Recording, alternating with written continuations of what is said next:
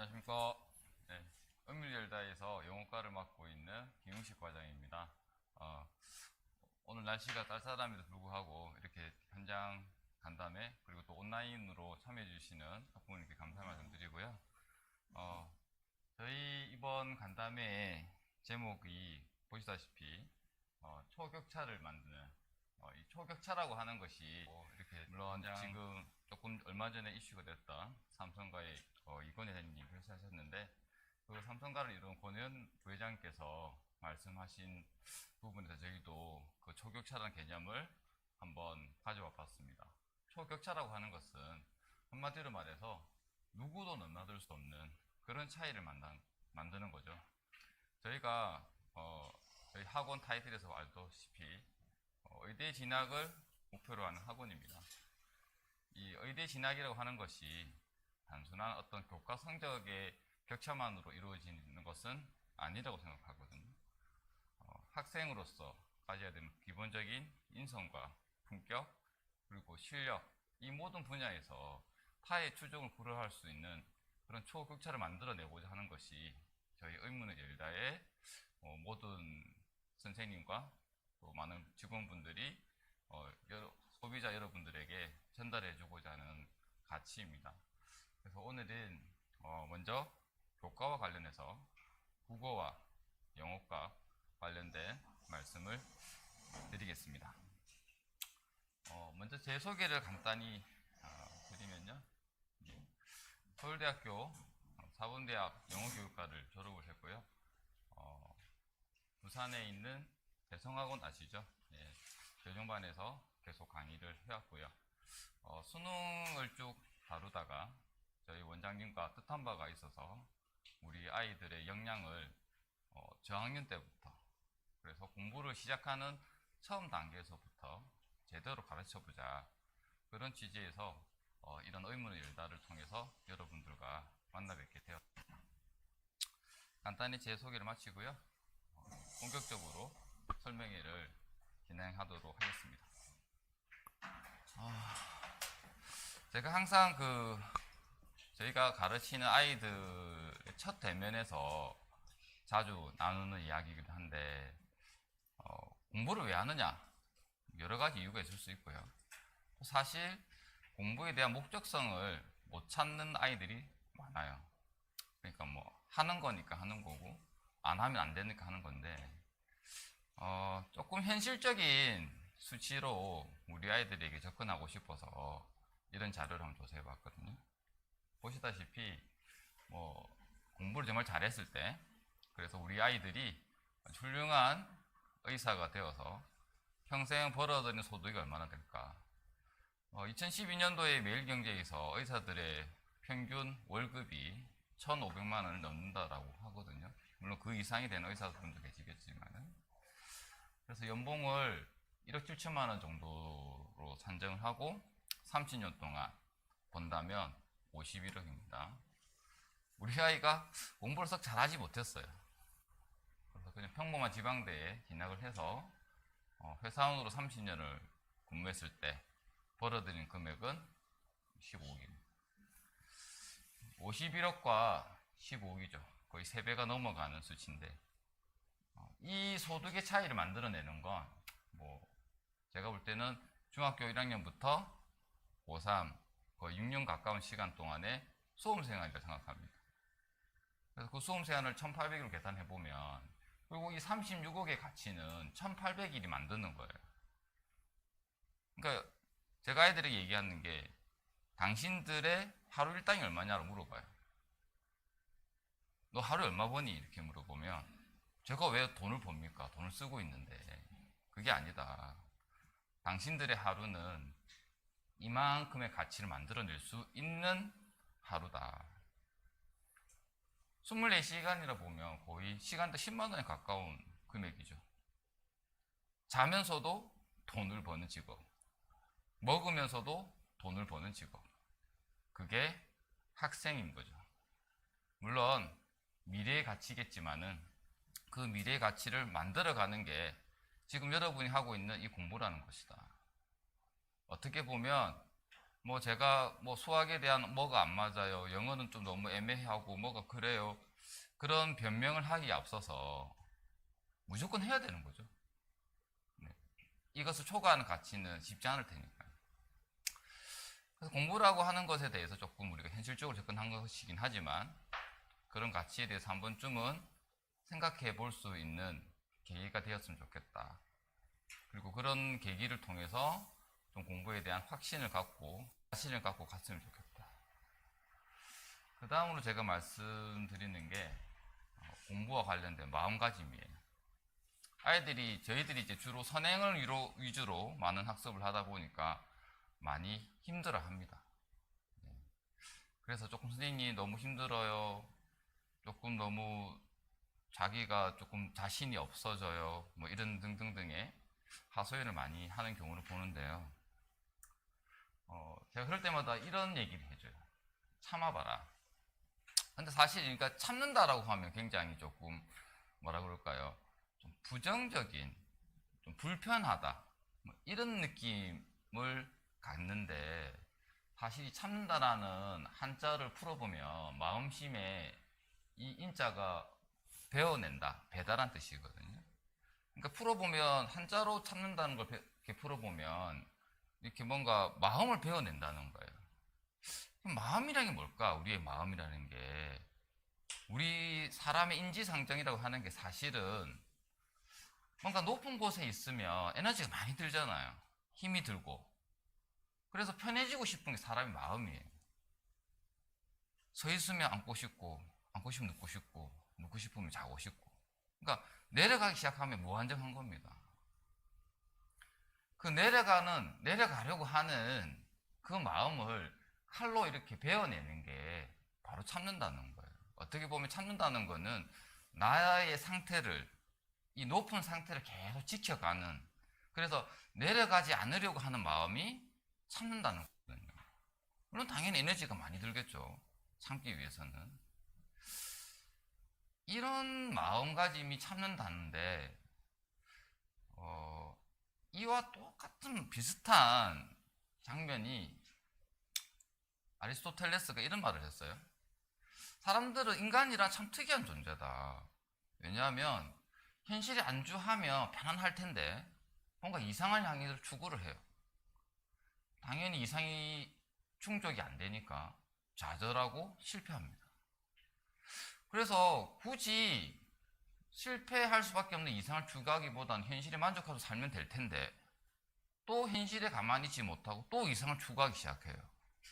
또 실패하고 고통받고 끊임없이 뭔가를 이상을 향해서 올라가려고 하는 마음. 사람들이 왜 이런 마음가짐을 가지게 됐을까? 왜 이러려고 할까?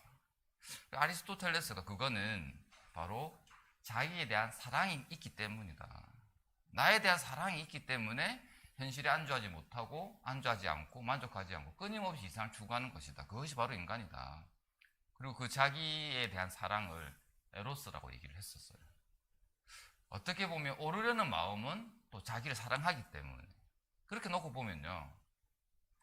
결국 올라가려고 하는 건 자기를 사랑하는 거고 그 올라가서 내려가지 않으려는 게 참는다는 거니까 결국 이 둘은 같은 거죠. 어떻게 보면 참는다는 건 너 자신을 사랑하는 겁니다. 자신을 사랑해라. 지금의 너를 사랑하고 그러면 참아진다. 모든 사람은 자기를 사랑하니까요. 그래서 자기를 사랑하는 방식으로서 참는다라는 걸 우리 아이들에게 많이 얘기해주고 있고 그런 참아내는 공부가 되어야만 특히 제가 영어를 가르치다 보니까요. 영어는 참아야 됩니다. 참지 않으면 안 되거든요. 구체적으로 저희 공부에 대해서 한번 조금 더 말씀을 드릴게요. 그래서 우리 아이들이 많이 참아요, 진짜로.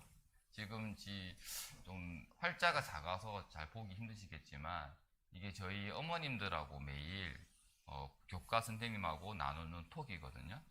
그래서 선생님 오늘 뭐 우리 아이가 이랬습니다. 또 오늘 수업이 이랬는데 뭐 집에서는 어떻게 얘기를 하던가요? 이렇게 주고받는 중에 이 아이가 처음에 영어 단어가 너무 많으니까 너무 힘들어하는 거예요. 하루에 일주일에 100개 뭐 이렇게 외우니까.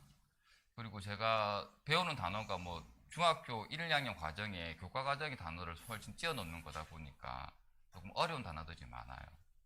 그래서 선생님 단어를 어떻게 외워야 될까요? 애가 너무 힘들어 하는데 좀 줄여주시면 안 되나요? 수준 낮춰주시면 안 되나요? 뭐 등등등. 12월 달에 들어왔던 초등학교 6학년으로 12월에 들어왔던 아이들인데 이 아이들이 3개월 정도 지나면 이런 말을 해요. 처음엔 힘들었는데 이제 잘 되어가고 있는 것 같다. 영어 암기가 재밌대요. 저희가 또 이런 말씀을 듣게 돼요. 영어 시간에 이제 이해되고 알아듣기 시작했다. 이 영어 시간에 어느 정도의 수준을 하냐면 수능을 다루거든요. 이 아이가 중학교 1학년이에요. 중학교 1학년이 수능 영어 강의를 들으면서 이해되기 시작했다. 기분이 굉장히 좋다라고 들어온 그런 모습. 그리고 이제 적응이 잘 되면서 영어 독해 수업이 너무 재밌다. 이렇게 하나씩 완전하게 파헤쳐 보고 싶어 했는데 정말 이게 이제 자기한테는 맞는 것 같다. 도움이 되는 것 같다. 중학교 1학년 아이가 수능 영어를 공부하면서 이렇게 뿌듯해하는 장면이 저는 참 경이롭다고 생각을 하고요. 그게 그 아이만의 특별한 상황이 아니라 많은 아이들이 이런 경험을 같이 하고 있거든요. 그래서 오늘 한 공부가 바로 오늘의 결과로 나타나지는 않지만 당연히 공부는 그렇지 않지만 그걸 확신하고 믿음을 가지고 버텨내고 그래서 참아낼 수만 있다면 저는 영어는 이렇게 생각해요. 누구나 잘할 수 있다.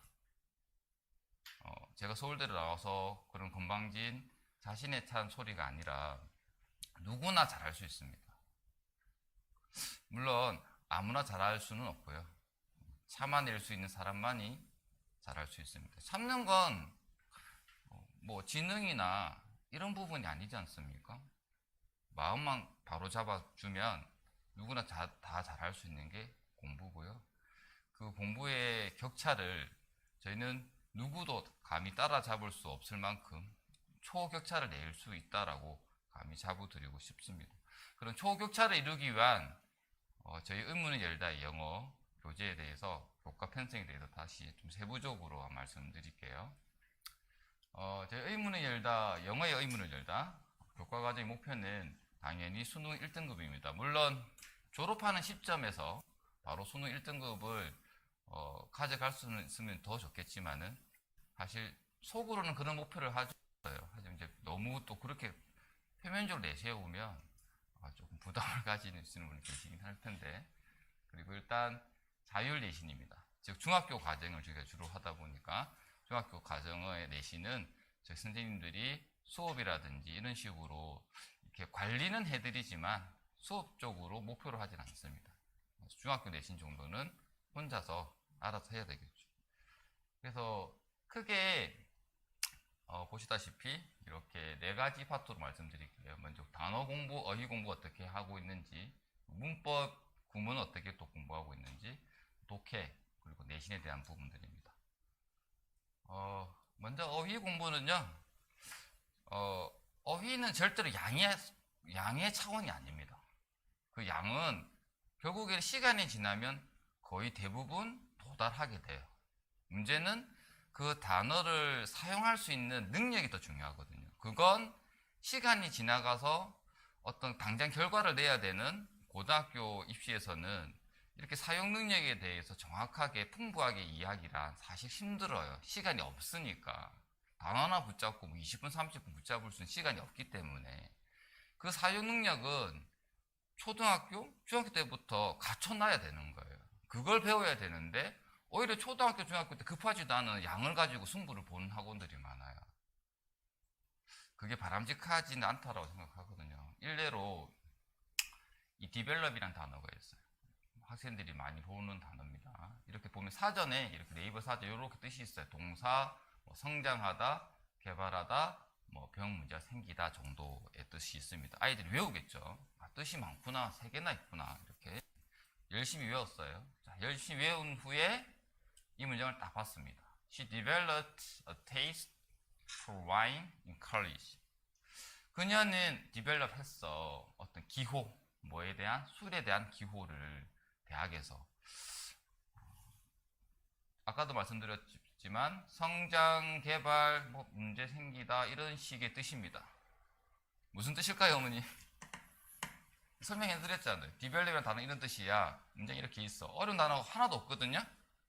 네, 그녀는 식품공학과 출신이 아닐까요? 아닌가요? 잘 안 느끼시네요. 그녀는 대학에서 술에 대한 맛을 개발했어. 그러니까 뭐 술 맛을 개발하는 그런 쪽에 공부를 하는 애인가? 이렇게 추리를 상상의 나래를 펼쳐서 해석을 하기 시작합니다. 근데 전혀 그런 뜻이 아니에요. 이걸 개발하다라고 백날 외우고 그냥 기계적으로 적용시켜봐야 이게 무슨 말인지 전혀 이해가 안 되는 거예요. 무슨 뜻일까요, 이게? 그리고 이 뜻을 정확하게 알려면 어떻게 해야 될까요? 자, develop이라는 단어는 이 D라는 어근이 있어요. D와 velop으로 된 단어인데 D는 부정어입니다. 이 velop은 뭐 감싸다 이런 뜻이에요. 보자기 같은 걸 이렇게 덮다, 감싸다 이런 거니까 D가 붙었으니까 부정어가 되는 거잖아요. 감싸는 게 아니라 이제 펼쳐 보이는 거죠. 펼쳐 보이는 거니까 원래 가려져 있던 게 점점 더 드러나면서 커지는 느낌. 그게 develop이에요. 그런 이미지나 개념만 기억하시면 돼요. 아, 뭔가 작은 게 점점 더 커져 나가는 느낌. 그러면 아까 봤던 이 문장이 어떻게 이해될까요? 얘가 대학에 오기 전에는 고등학생이었겠죠. 고등학생인 건 아니었을 거예요. 대학에 와서 술에 대한 어떤 기호, 좋아함, 맛이 없었는데 대학에 와서 이제 하다 보니까 이제 술 맛을 알게 됐다. 술에 맛들였다 이 말이에요. 이걸 어떻게 사전 가지고 어떻게 개발이라는 의미만으로 이게 추리가 될까요? 전혀 될 수가 없는 거예요.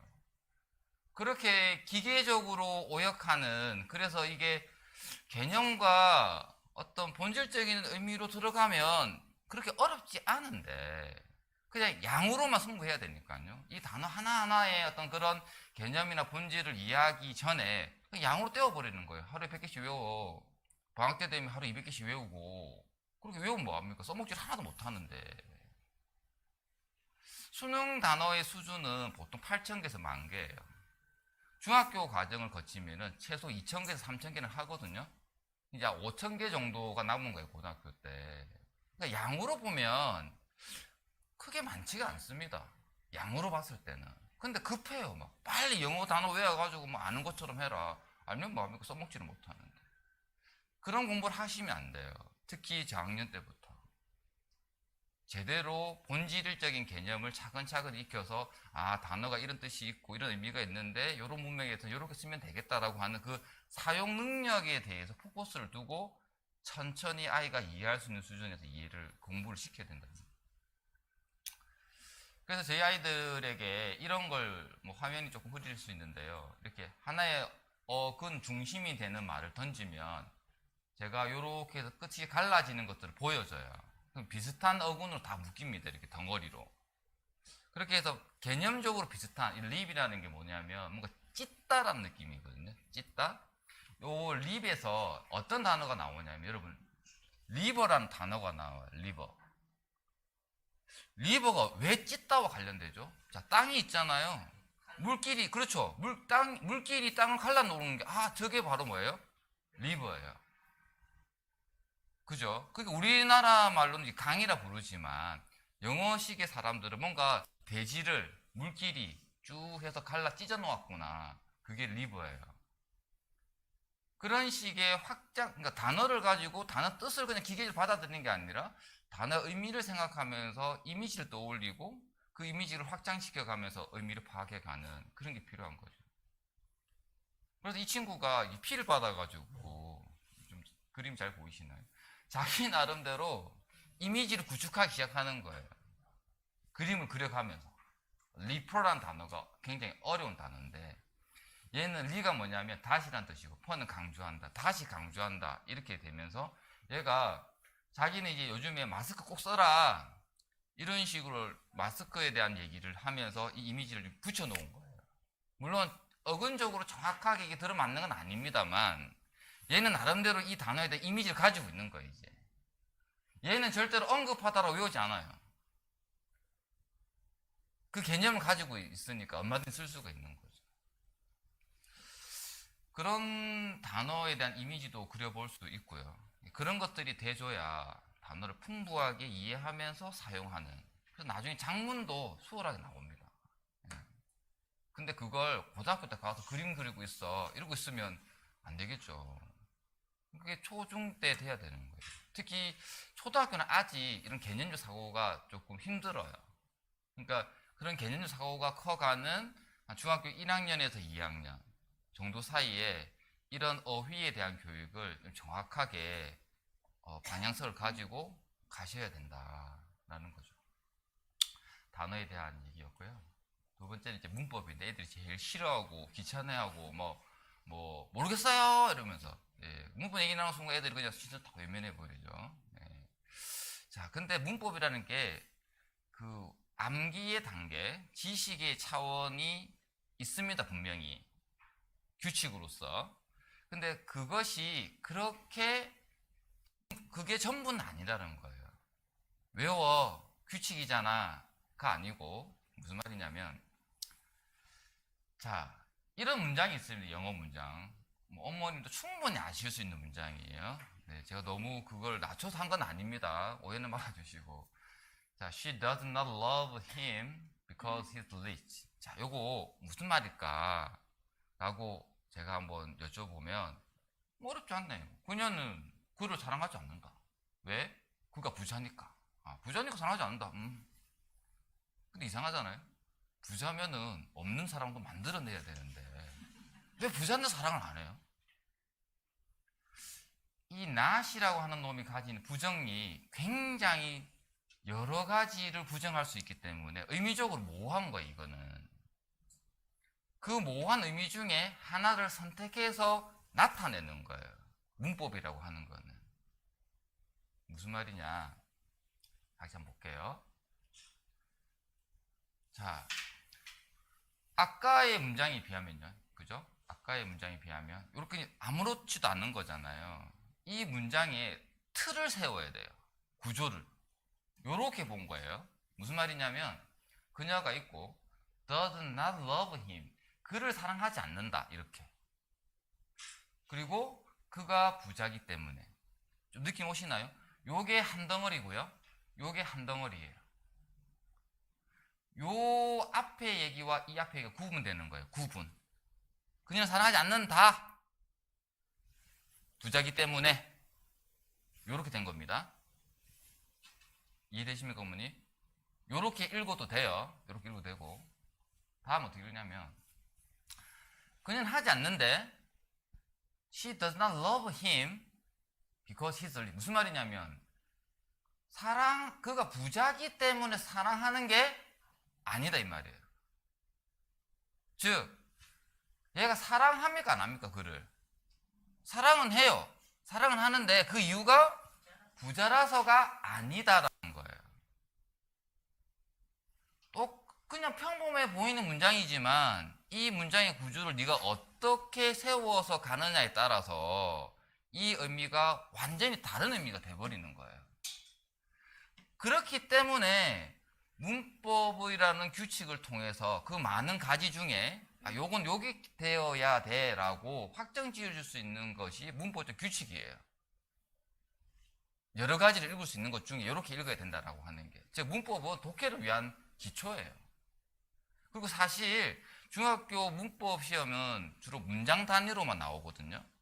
다음 중 옳은 문장은, 틀린 문장으로만 돼. 보기 1, 2, 3, 4, 5에. 그런 문법적 지식은 제가 볼 때는 한 달이면 다 끝나요. 한 달이면, 진짜로. 한 달이면 다 끝납니다. 수능에서의 다루는, 고등학교 내신에서 다루는 문법은 문장 단위로 나오지 않습니다. 독해 지문 속에서 나와요. 독해되지 않는 문법 지식은 필요가 없다는 거예요. 그래서 처음부터 문법을 가르칠 때도 얘야 문법 규칙 이런 게 있단다. 그래서 이걸 외워라. 자 문제 풀어볼게. 이게 끝나는 게 아니라 도대체 이 문장을 우리가 어떻게 읽어야 되겠니? 이 표현이 왜 나왔겠니? 이 문장 관련된 구조는 어떻게 됐겠니? 를 따져 물어가면서 이런 의미의 차이가 나오기 때문에 이런 규칙을 내가 안 헷갈리면 익혀놔야 되겠구나. 이렇게 나오면 이렇게 읽어야 되는구나. 의미와 연관이 돼야 돼요. 문법 규칙만 따로 돌아가는 게 아니라. 다음 독해를 보겠습니다. 어머님, 네, 고3 평가원인데, 제가 발문만 간단하게 끄집어낸 거예요.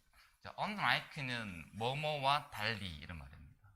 이 deviance가 무슨 뜻이냐면, 아까 제가 어근에서 얘기할 때 D가 부정어라 그랬잖아요. 이때 D는 벗어난다는 뜻입니다. 멀어지는 느낌. 여기 비하가 보이시죠? 비하가 뭐냐면 길이에요. 길.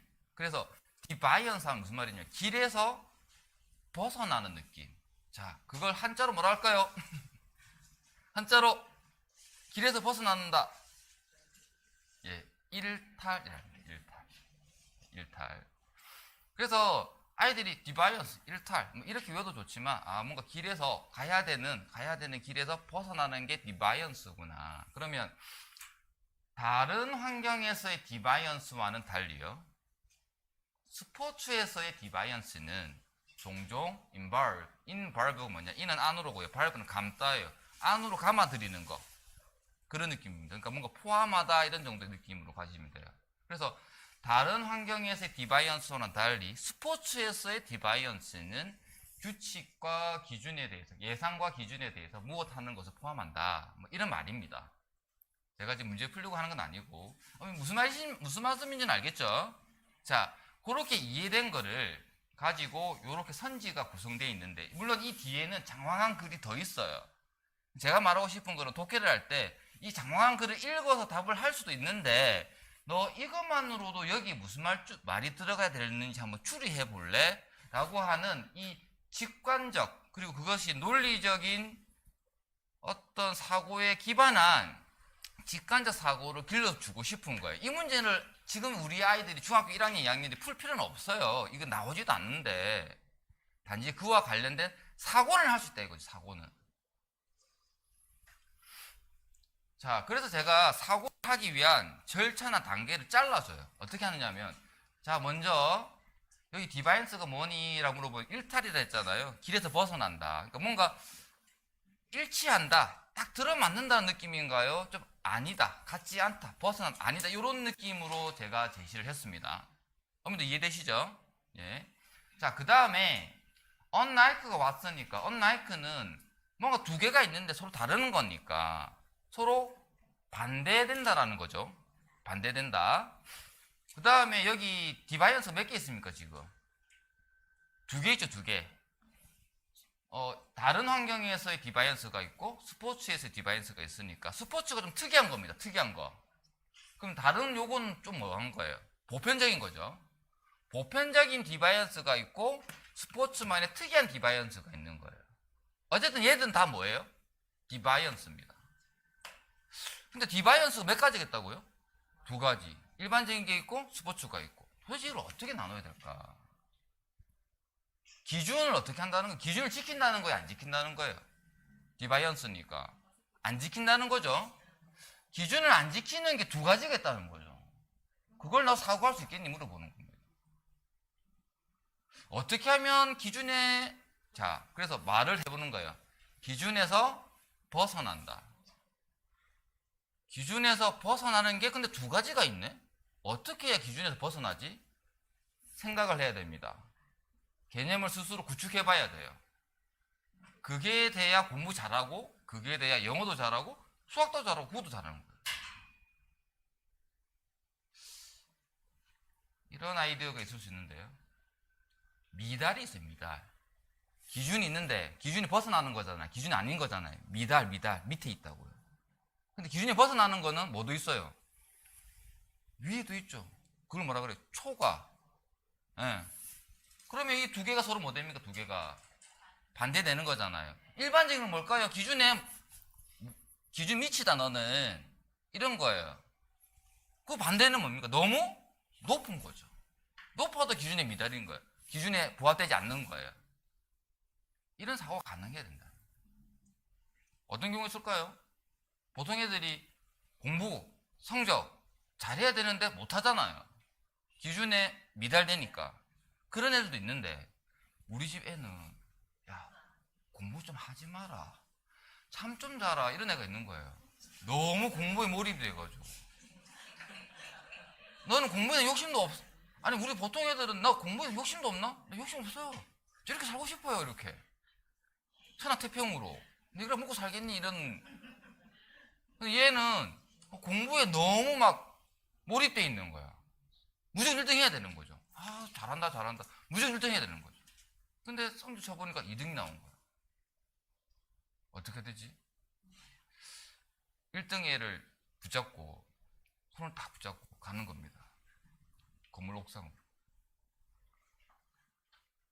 옥상으로. 너 때문에 내가 1등이 안 돼. 이해되시죠? 이런 경우가 있을 수 있다는 얘기죠. 이 아이에게. 그죠? 그런 경우가 어떻게 보면 그것도 역시나 기준에 너무 뭐한 겁니까? 초과한 거잖아요. 적당히 해야 되는데 너무 과했다는 거죠. 그걸 얘기하는 거예요. 너무 잘하고 싶어 한다. 그래서 제가 말했죠. 초과됐다, 뭔가 뛰어넘었다, 뭘 어쨌든 더 잘하고 싶어 뭐 그런 거예요. 어머니 대충. 예. 여기 보면 묻지도 않는, 아 이걸 해야 되나? 그렇게 의심하지 않는 수용, 그리고 극단적인 동화, 뭔가 넘어간다라는 느낌, 무비판적으로 받아들이는 느낌, 그런 것들이 선지로 올 수 있다는 거예요. 이게 고3들이 치는 시험입니다. 과연 이게 물론 영어에 대한 지식, 어휘력 이런 것도 묻긴 하겠지만 근본적으로 수능은 뭐냐? 사고력 게임이에요. 사고력. 지식이 많다 해서 점수 올라가고 문제 많이 풀어봤다 해가지고 점수 올라가고 절대로 안 그래요. 문제 많이 풀어봐서 점수 올 것 같으면 재수생하고 재학생 중에 누가 영어성이 더 잘 나와야 돼요? 재수생이 무조건 더 잘 나와야 돼요. 무조건 10%, 20%, 30% 더 잘 나와야 돼요. 근데 오히려 더 잘 나오는 경우가 통계치로 봤을 때, 재수했을 때 성적이 의미 있는 변화를 보이는 성적된 학생은 10%도 안 돼요. 즉 내가 작년에 4등급이었는데 뭐 2등급이 됐다든지 4등급이었는데 1등급이 됐다든지 유의미한 성적의 변화는 재수생이 10%도 안 됩니다. 등급상으로 물론 표현되는 거기 때문에 약간 원점수 차이는 있을 수 있겠지만 그런 유의미한 변화는 쉽지가 않다는 거예요.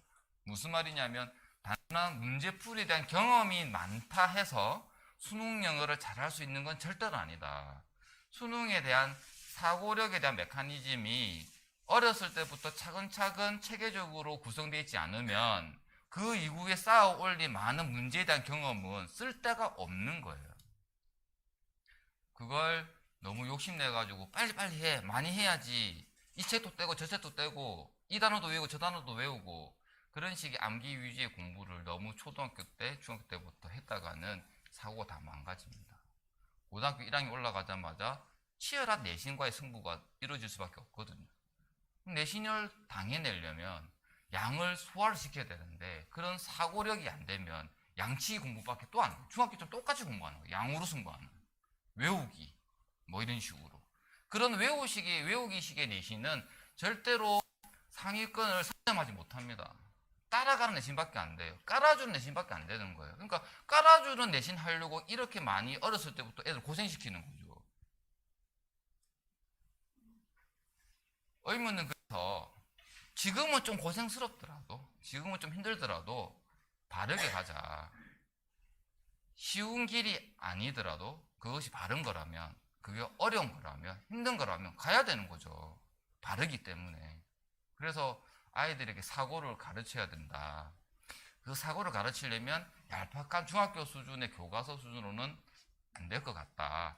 그럼 고등학교 수준으로 가보자. 적어도 고2, 고3 수능 정도 돼야 제대로 된 사고를 요하는 지문이나 문제가 나오더라. 그래서 거기로 가자. 바로 거기로 가자. 그 과정이 조금 힘들더라도. 그래서 갑니다.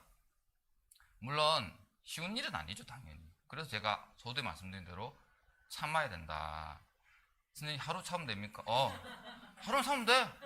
예, 그럼 다음날 오면 선생님 어제 참았는데요? 어제 너 참았어? 나 모르겠는데 또 참아. 예, 그냥 어제는 지나간 거예요. 지나간 거고 오늘 또 참고 또 지나간 거예요. 또 참고 하루만 참아라. 하루만 얘기해. 하루만 오늘 하루만 참아라. 그렇게 하루씩 버티다 보면 어느 순간 자기도 모르게 정상이 서 있는 거예요. 그 못 참은 애들은 내려가니까. 자, 그래서 저희가 서두에 말씀드린 내신은요, 선생님이 수업해서 진행하지 않습니다. 어떤 시험 기간 디데이로 잡았을 때 한 3주 정도 여유를 두고 아이들에게 이런 프로세스대로 해서 자료를 줍니다. 그리고 충분히 소화할 수 있는 내용들입니다. 물론 때로는 조금 아직 자기가 그런 부분에 익숙치가 않아서 선생님의 좀 보충 설명이나 그런 게 필요한 경우는 첨삭이나 강사 직접 개별적으로 보완을 해줍니다. 그렇게 해서 스스로 자기가 문제에 대한 어떤 문제 해결의 프로세스라든지 아니면 또 시험 대비 프로세스를 스스로 한번 잡아볼 수 있도록 유도를 하고 있는 거고요. 물론 시행착오도 있을 수밖에 없습니다. 2학년 1학기, 근데 2학년 1학기 때 내신 대비하는 거하고 3학년 1학기 때 내신 대비하는 게 질적으로 달라요. 애들이 뭐를 해야 될지, 뭐가 우선이고 뭐를 나중에 해야 되는지 다 알아요. 그래서 저희 아이들 대부분이 아니죠. 전원이 다 어쨌든 현재까지는 영어에서는 크게 문제되는 바는 없습니다.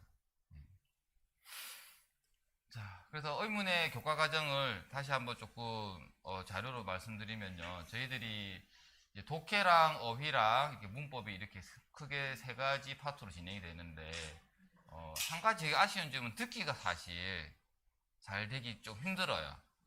듣기는 조금 귀가 안 트인 친구 같은 경우는 잘라서 자주 들어야 됩니다.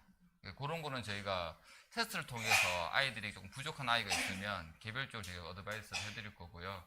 그래서 저희가 보통 분기당 한 권의 교재가 나갑니다. 그리고 그 교재는 대략 100문항의 문제가 수록되어 있어요.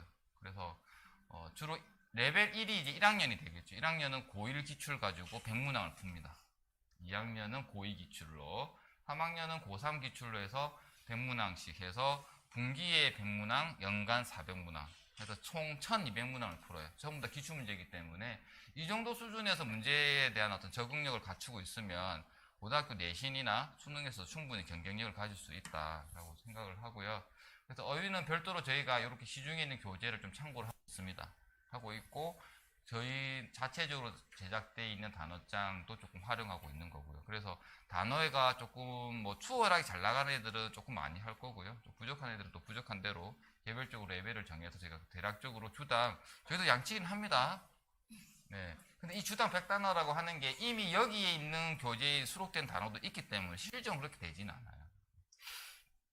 그다음에 문법은 시중에 있는 교재들 이런 것들을 참고로 해서 아이들에게 기초적으로 이런 게 있으니까 한번 확인해봐. 그리고 수업 중에 제가 독해 수업을 하지만 독해 안에 아무래도 저학년은 문장에 대한 분석 위주로 수업이 진행이 돼요. 사고가 그렇게 복잡한 게 아니기 때문에. 그래서 조금 이런 부분들은 좀 어색한 애들이 아직 문법에 대한 그런 체계가 없다 하는 친구들은 이제 1학년 과정에서는 조금 그런 부분들 문법적인 설명들을 조금 주로 많이 해주고 있고요. 그렇게 해서 수업이 진행되고 교과 과정이 편성되어 있습니다. 수업 구성을 보시면 여기까지는 지난 수업에 했던 걸 하는 복습 과정이에요. 여기서부터 새로운 이제 수업이 진행되는 건데 먼저 리뷰 테스트를 합니다. 저희가 100분 정도 수업이 되는데요. 리뷰 테스트는 지난 수업에 했던 거 단어, 문장, 독해 원리 요 세 가지에 대해서 확인 평가를 합니다. 그리고 틀리면 조금 선생님한테 좋은 소리 못 듣겠죠. 예. 자, 그리고 프로젝트 수업이 있는데 뭐냐면 이전 수업과 관련해 가지고 개별 혹은 조별로 하는 활동이 있는데 지금 코로나가 있고 막 이래서 제가 조별 활동 많이 못 하는데요. 개별적인 활동이 뭐냐면 이 문제를 읽고 내가 다른 문제를 바꿔본다. 내가 출제자가 돼가지고. 예. 그런 작업이 물론 처음부터 바로 되진 않습니다. 바로 되진 않는데 제가 글에는 항상 주제와 어떤 구성 방식이 있다는 걸 계속 주지를 시켜요. 그러면 아이들이 그걸 가지고 순서 문제인데 뭐 주제 문제로 바꿔본다든지 그런 식의 변형 문제도 만들어 본다든지 그런 프로젝트가 있고요. 미리 보기는 이제 단어랑 뭐 문장 해석 연습 그렇게 해서 네가 이거를 알아오는 건 단어만 알아오면 됩니다. 사전을 통해서. 해석은 될 수도 있고 안 될 수도 있으니까 안 되는 부분은 줄만 쳐오라. 그게 공부입니다. 지가 뭐가 안 되는지를 알아야 되니까. 그래서 그 작업이 10분의 수업이긴 하지만 이 작업 아이들에게 똑같이 적용이 돼야 되는 거예요. 그러니까 아무 생각 없이 그냥 책만 덜렁 펴놓고 있는 게 아니라 내가 이 부분 몰랐어. 이 부분 선생님한테 물어봐야지. 선생님 이거 설명 안 해주네. 이거 왜 안 해줘요? 이렇게 할 수 있도록 하고 그래마도 일반적인 어떤 문법 내용이라든지 이론 설명을 해주고요. 문제 해결의 절차적 훈련은 아까 말씀드린 독해에서의 어떤 솔루션대로 진행을 해서 단계적으로 진행이 될 수 있도록 하고요. 유사문제 풀이와 관련된 점검에서 실시간으로 현장에서 바로 그날 배운 유형과 관련된 연습문제, 실전문제를 같이 아이들하고 풀게 하고 또 풀어보게 풀이하는 그런 과정으로 해서 백분 수업이 진행됩니다. 평가 및 피드백을 보겠습니다. 저희가 아까 말한 대로 리뷰 테스트 통해서 매일 평가를 실시를 하고요. 1일 리포트가 있습니다. 조금 이따 화면으로 한번 보여드릴게요. 저희가 수업 내용에 대해서 학부모님께 어떤 내용을 배웠고 이 내용과 관련해서 아이가 어떤 정도의 성취도를 보이고 있다라는 것까지 다 소상하게 어머님과 소통을 하고 있습니다. 주간별로 단원 테스트 실시하고요. 월간에 저희 모의고사 형태의 어떤 모의고사가 됐든 혹은 교과가 배웠던 걸 가지고 원래고사를 실시를 합니다. 물론 학원에서는 이게 성적 우수자에게는 장학금도 지급하는 거 맞죠, 선생님? 네. 자, 내신 분석 리포트, 학교별로 어떤 개념이 있는지, 그리고 분기별 리포트는 학생 개인에 대한 종합 보고서입니다. 모든 교과라든 학습제도 모두 다 모아서. 자, 그래서 수업 활동 리포트가 보시다시피 매일 한 달에 한 번이 아니고요, 어머니. 매일 수업이 있을 때마다 모든 교과 선생님들이 다 보내드립니다. 그래서 매일이 아이가 어떤 과목에 대해서, 오늘 어떤 과목에 대해서 뭘 배우고 어떤 반응을 보였는지까지도 다 소상하게 문자로 다 확인할 수 있습니다. 아까 입구에 아마 저희 수업 리포팅 한 게 아마 견본으로 제시되어 있을 겁니다. 나가실 때 한번 확인해 보시면 될 겁니다. 자, 그리고 내신 분석 리포트 학교별로 어떤 성향이 있다, 다음에 어떻게 준비해야 되겠다까지 저희가 분석을 해드리고 있고요. 그래서 저희가 의문해드리는 약속은 고1, 중1이 되었을 때는 일단 고1 모의고사를 3등급 정도, 2학년일 때는 2등급, 3학년 때는 고1로 기준했을 때 1등급인데 고1 1등급이고 최소 고2 모의고사에서는 2등급에서 수능은 3등급 정도까지 크게 욕심 안 부리고가 평균적인 겁니다. 크게 욕심 안 부리고. 네. 네. 그래서 영어 교과는 이렇게 시간이 구성되어 있고요. 그래서 저희가 여러 어머님들 그리고 학부모님들 소비자에게 말씀드리고 싶은 부분들은 영어만큼은 다르다. 수학이든 국어는 잘 모르겠지만 영어는 독해의 어떤 절차가 분명하게 있는 거고요. 그 절차를 훈련하는 게 의문의 영어입니다. 이런 영어가 없어요. 그리고 이런 영어가 없다는 걸 알아봐준 사람이 있어요. 정말 이런 영어가 돼야 된다. 그게 의문의 국어를 맡고 계신 유정구 원장님이세요. 본인의 국어도 없었거든요. 이렇게 하는 국어가 없었어요. 국어 학원에 없는데 영어 선생님이 그렇게 하고 있네? 그래서 저희들이 모인 겁니다. 국어 얘기는 정말 진짜 세상에 없는 국어, 제 설명에 이어서 또 원장님께서 해주시라 보고요. 기타 관련된 질문사항이라든지 이런 부분들은 또 간단히 마치시고 해주시면 또 성실히 답변해 드리겠습니다. 오늘 설명 여기서 마치겠습니다. 고맙습니다.